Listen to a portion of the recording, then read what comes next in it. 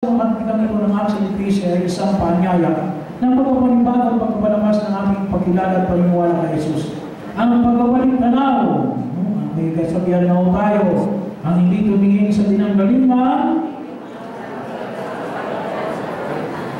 ay gabay sa pagsusuri ng ating budi tungkol sa ating katapatan sa mga dekretong pinagtibay at isinabatas.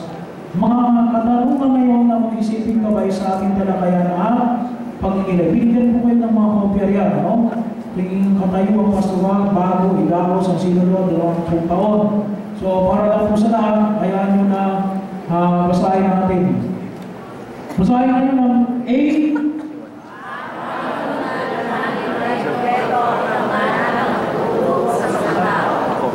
Sa tulong ng mga dekreto at ng mga akban ang nagawa ng simbahan lokal para mapalangin ang misyon ng evangelisasyon. Letter K.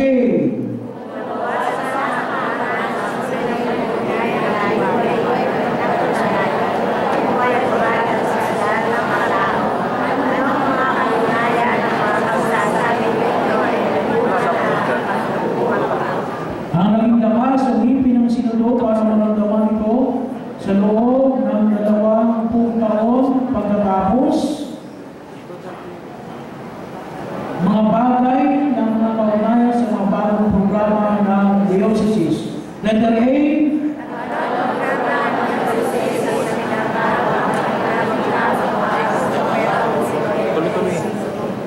Meron pa. Letter B.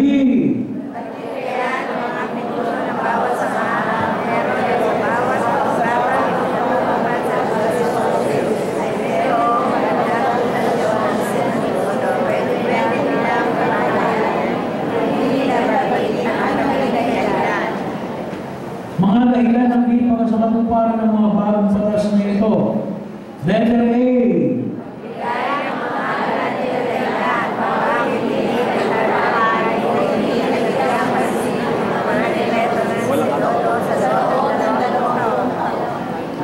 Kaninong balikat ba dapat na iniasa ang paglago ng kaalaman dinggin sa First Legion Synod of San Pablo? Letter A.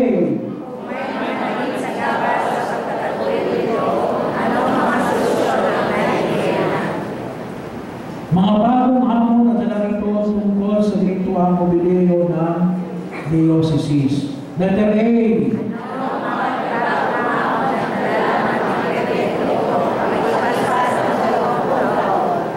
Paano tayo kikilos para matugunan ang mga bagay na hindi pa natutupad ng sinulo? So, mga gagawing talakayan. So, magkakaroon po ng isang pinuno ang bawat grupo, no? Para pagunahan sa ayos ang talakayan.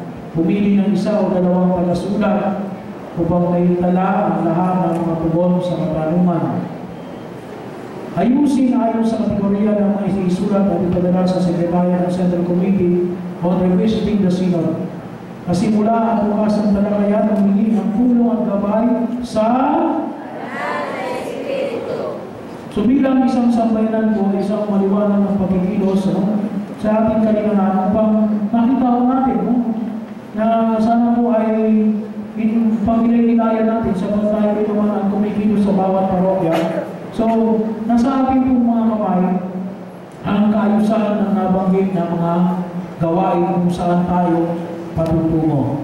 Kaya hinihiling ko po sa inyo ang mga bagay na ito at bibigyan po ng direksyon kung anong pamamaraan para po sa ating workshop.